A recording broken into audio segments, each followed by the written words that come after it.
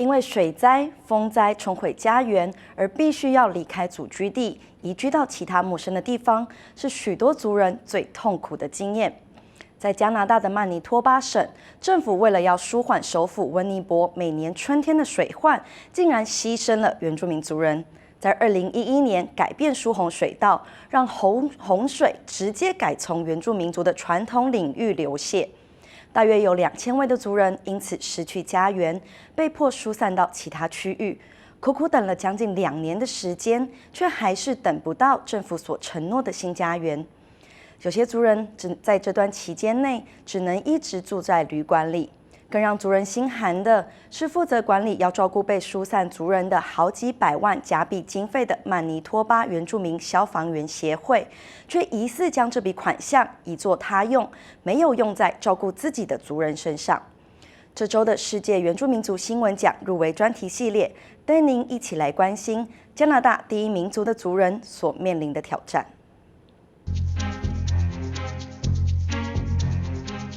It's all fun and games for the Manitoba Association of Native Firefighters today. The organization is hosting a good-natured skills competition. Firefighters from across Manitoba show off in a fight for bragging rights. MANIF, as it's called, is the agency that coordinates fire and flood evacuations from Manitoba's First Nations. They're paid by Ottawa to look after the food and shelter needs of evacuees like this family and make life comfortable until they go home. Some say they failed miserably. With the evacuees that have been looked after under MANIF, they've totally been abused. Whether it was verbal, physical, providing drugs, alcohol to our evacuees. Her community, Little Saskatchewan First Nation, is now a ghost town. Most of its inhabitants are of the four-legged variety. Manitoba's NDP government sacrificed the First Nation in 2011. They diverted water to rural areas to save Winnipeg from spring flooding. People like Bertha Travers fled with whatever they could carry, leaving the rest behind. Today, Travers is going to check on her home. What used to be a welcoming driveway is now overgrown. Well, I haven't been here since December, and 2 years ago I used to have crab apples here, and there's no apples. Her home used to be her castle. And all this used to be cut. It was never like this. Down over here is what used to be her veggie garden.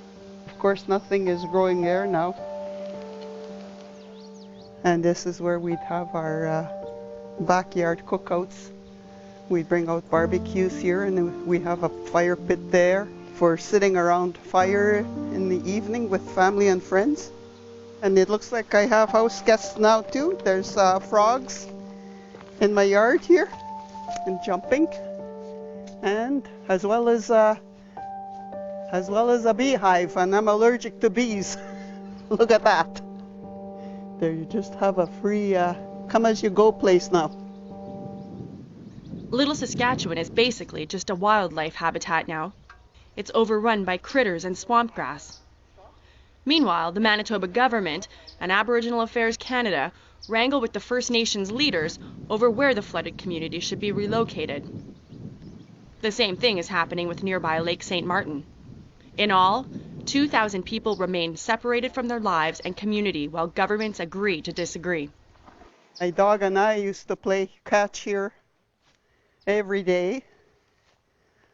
And my poor dog house is under all this brush now. This is my dog's house. Chill, her Rottweiler, has lived in a Winnipeg kennel for the past 2 years. He can't stay in her new home. That's because it's a hotel room in Gimli, Manitoba. APTN Investigates interviewed her over a year ago, and she's still here today. On top of being homeless, she says evacuees are mistreated by the very ones paid to take care of them. You've told me before MANIF is a bunch of bullies. Yeah, they are. How so? I know you can't take training for empathy, but you should have at least some sort of kindness in your heart to be able to have empathy for people. We're not looking for somebody to feel sorry for us. Understand our situation. Understand where we're coming from in terms of losing everything, with just the clothes off our backs and losing our homes. Don't look at us as just, money signs in your eyes kind of thing, because that's the way, at least that's the way I was made to feel. I was just a dollar sign, another dollar figure. Complaints began with dietary concerns. Manif dismissed concerns and kept ordering from a high-end Italian eatery in Winnipeg. In 8 months, the restaurant was paid over $1 million for the contentious catering. It worked out to $60 a day per evacuee, just for snacks. But accusations about Manif's staff became even more serious. And I could hear a woman crying in the hallway, and I could hear this fella trying to shush her down, and she's yelling and screaming at him and swearing, and then I figured, no sense going out there, they're drunk, you can't reason with a drunk kind of thing. Travers told Misty Lake's manager the next day. She was a single mom who was going through a whole bunch of really rough stuff. The coordinator got her drunk in the lounge, then took her back to his room, continued feeding her booze all night, and then they got into some sort of altercation at about 2 in the morning. The next morning, the coordinator told me to throw her out because she was breaking the rules because she was drinking. Obviously, I didn't throw her out. I was absolutely shocked. I thought, how the hell can you try to throw this poor single mom out with 6 kids for drinking when you're the one who was buying her drinks all night? And I assume the only reason that she left his room is because she wouldn't sleep with him and they got into a fight about it. Some of Manif's coordinators were at hotels to help evacuees, but they quickly became a problem at Misty Lake Lodge. We've probably had at least 50 or 60 different coordinators come through here, and I think we've had 3 that were very good. And the ones that were bad were allegedly very bad. They did a lot of cocaine, they drank a lot of alcohol, they smoked a lot of pot. It would be 4 or 5 or 6 days and they would lock themselves in their room. They wouldn't come out of their room. They would call and have food delivered to them occasionally. And they would just sit in there and do drugs and have people deliver drugs to them. So this is where the coordinators spent most of their time, would be sitting outside here, drinking, smoking, sitting in a lawn chair. And they had a drug dealer who would pull up from over in between the trees, drive over in front of them, throw a baggie out the window, usually of either cocaine or pot, and then would do a UE, drive by the play structure where there's usually were kids playing, and drive back through the grass. And it happened repeatedly. This photo was taken inside a coordinator's room. It suggests someone used plastic spoons and a hotel spoon to smoke drugs. But that's not all. The list of accusations seem endless. There's been so many instances of coordinators sleeping with evacuees, banging on their doors at all hours of the night, claiming to be doing room checks, which they have absolutely no authority to do. They had their kids picking on other, evacuees' kids. Reports of inappropriate behavior going on between the adult male coordinators and some of the high school students. The police have been here 28 times. Out of those 28 times, only 2 or 3 of the incidences did not involve the coordinators. Domestic violence, we've had them arrested for drunken disorderly behavior. Rooms were trashed, carpets ruined, a mess left behind, walls were punched in. All that information is passed on to Manif, and none of the coordinators have ever been fired. If anything, they just get switched to a different hotel, and after a few months, they get sent back here again. Bertha found the same attitude when she called Manif. She had concerns about coordinators threatening to cut off evacuees. Anytime you brought up concerns with Manif, what was the response? It sounds like you're out to get Manif. I said, no, I'm not out to get Manif. I said, I'm trying to get services for the evacuees and, better treatment. The coordinators have done little or nothing to help the evacuees. They bully them and try to tell them that, they're going to get cut off, they're not going to get any funds, they're going to be out on the street. For some of the families, they're scared, they're confused, they're living in a hotel, they're away from their friends and family, and when this is what they get told, they believe it because this group, Manif, is supposed to be there to help them. I've cried millions of tears. Edie O'Mara's family has been shuffled to 20 places in 2 years, and Manif is pushing to move them yet again. My family is being bounced around so much. I don't even know where my mother is right now. In the constant shuffle from hotel to hotel, she says she lost track of her mother multiple times, as neither have cell phones. Through word of mouth, she eventually tracked her mother down to a temporary housing village. As for Manif's demand that she leaves Misty Lake Lodge, Edie O'Meara refuses to budge. I'm very upset, and I'm beyond anger. I'm beyond frustration. What's in it for Manif to make people's lives miserable? I think that You've got to have a theory. Yeah, I mean, I don't think they're doing it necessarily to make their lives miserable. I don't think they care one bit about how their lives are. I think that they're trying to force people to move as a punishment to the hotel. Why would a First Nation aid agency have such a bone to pick with a hotel lodging evacuees? Well, over a year ago, Manif fell behind in payments to Misty Lake Lodge and its sister hotel in nearby Ashern, Manitoba. Pretty much the first year they were paying the bills. It just went from being 2 or 3 months behind to 4 and 5 months, or 5 and 6, and it just, you know, they were making regular payments every few months, but the payments were getting smaller and farther apart. So eventually the bills got to be where some of them hadn't been paid in over a year. Manif's unpaid tab? $2.6 million. I would call and they'd say, yes, the check was mailed today. And we'd wait a week. There'd be no check. I'd call back. Oh, no, the check's here, but we don't have, it's in for signing. I would drive all the way into Winnipeg, sit in their office. There was times when I sat in that office for more than 6 or 7 hours in a day waiting.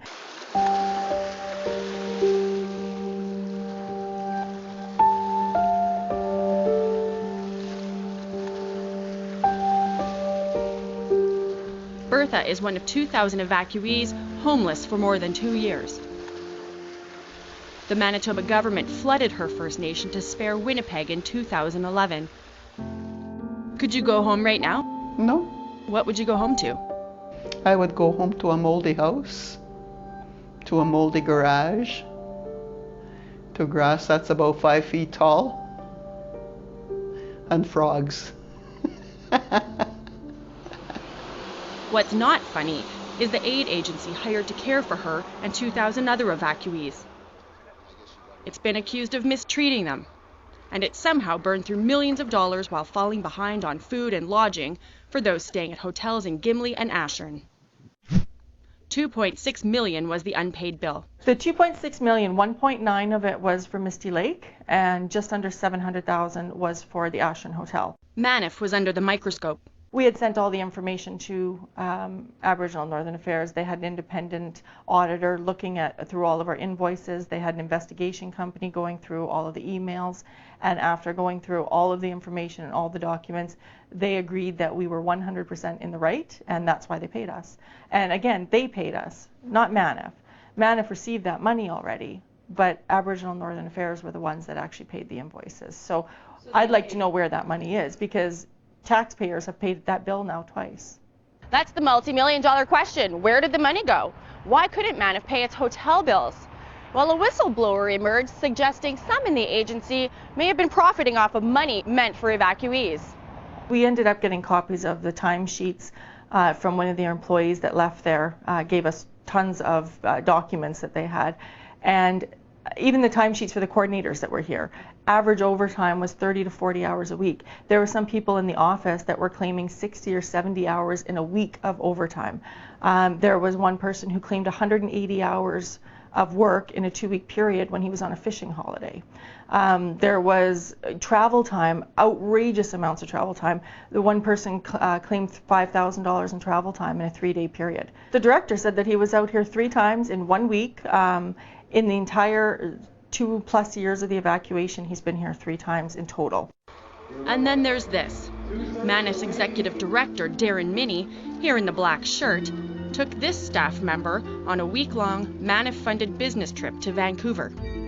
Their October 2012 getaway is well documented on her Facebook page. Manif defended the pair, saying they had attended a risks and hazardous materials symposium and a strategic planning meeting. Then there's the children of senior Manif staff billing for mileage to and from school and for their personal cell phone bills. In 2 years, the Emergency Measures Organization of Manitoba says Manif has claimed about $5 million in overtime and mileage related to the 2011 flood file. I think what happened was there's a lot of mismanagement of funds going on, and I think that Manif was getting itself deeper and deeper in the hole and was trying to stall us because they didn't know what to do. They didn't have the money anymore. So how could this happen? MANF submits its expenses to the Manitoba government, which then pays MANF. The Manitoba government then takes those expenses and bills Ottawa. So that's two levels of government scrutinizing MANF's expenses, right? Well, maybe not. The whistleblower with all the incriminating documents told APTN that MANF knows how to exploit the cracks between the provincial and federal governments, and does. Freedom of information requests seem to suggest he's right. We asked for any correspondence, reports, or meeting minutes between the two governments discussing MANF. We were told there are none.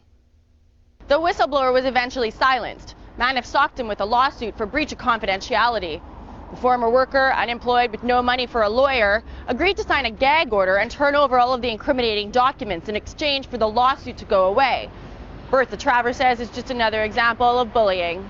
Were you surprised this was their move, that they went that far? It didn't really surprise me because I think they're trying very hard to protect the, all the wrongdoings. Anything that they pull will never surprise me. Eventually, Aboriginal Affairs Minister Bernard Valcourt announced in June that MANF would be stripped of evacuee duties. He said MANF's capacity to do the job was limited, and the Canadian Red Cross would work with MANF on a transition plan. Everyone took this to mean the Red Cross would take over caring for evacuees. MANF then issued this statement. The Manitoba Association of Native Firefighters today welcomed the transition from its organization to the Canadian Red Cross. It's been 4 months since evacuees believed they would now be dealing with the Red Cross. After all those bad headlines, MANF was going to be removed from the service's coordinator duty. Has that happened? No, that hasn't happened. When I spoke to the Red Cross, they had no intentions of taking over at all. They had been asked to do an assessment, but had never agreed to take over.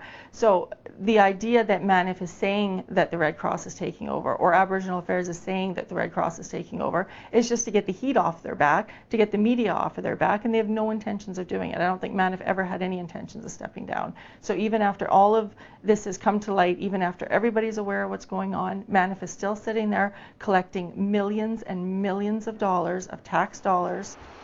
All the Red Cross did was talk to members of the affected communities about the past 2 years, Travers said. We told them about what we went through. We told them about the devastation that we went through, how we have been treated, and we told them everything. And you expected that they would be taking over? Yeah. And so it was... It's kind of, useless, pointless. Just absolutely useless and waste. Dykes can't believe MANF is still on the flood file after Aboriginal Affairs was forced to shell out twice for the overdue hotel bill, nearly $6 million for MANF's mistake. We thought that would be the end of it. We thought immediately that they would do something, and that was back in March. MANF is still in charge of the money. MANF is still receiving the funds from EMO, and they're still not paying their bills. We haven't been paid now since the last invoice they paid was from last week of April 22nd. She explains the toll it's taken on the once prestigious hotel. 90% of our business was weddings. We'd do 30 to 50 a summer, and then throughout the winter we would do conferences. This was before the evacuation started. Right. We had to cancel all the weddings the first year of the evacuation, which obviously absolutely destroyed our reputation in the wedding industry. And when the evacuation does end, we'll never be able to get that business back. So the hotel will not return to normal. Our business is completely shot. We have lost all of our regular customers because we were full with evacuees for so long. So once the evacuees do move, the future of the hotel is not good. More than likely for sure we will be closing down. And, I don't know if we'll keep the building or demolish it and sell off the property. Aboriginal Affairs insists an audit of MANF's operations is underway. A spokesperson at the Winnipeg Regional Office confirmed last month that independent accounting firm KPMG is conducting an investigation of allegations of financial mismanagement against MANF. APTN Investigates requested an interview with MANF management or anybody from the board of directors. We were flatly denied. We came anyway, but when they saw us coming, they locked the doors and sent front desk staff out of view. Meanwhile, Travers isn't shocked they slammed the door in our face. She just wants the nightmare to end and has this advice for the Manitoba and federal governments. To quit spending the taxpayers' money foolishly, because that's what they're doing. And to start providing us with the higher ground that we need, and to start providing us with clean water. Now, and of course with our homes. You know, we have had our homes that have been destroyed. Start providing that. I think it probably would have cost less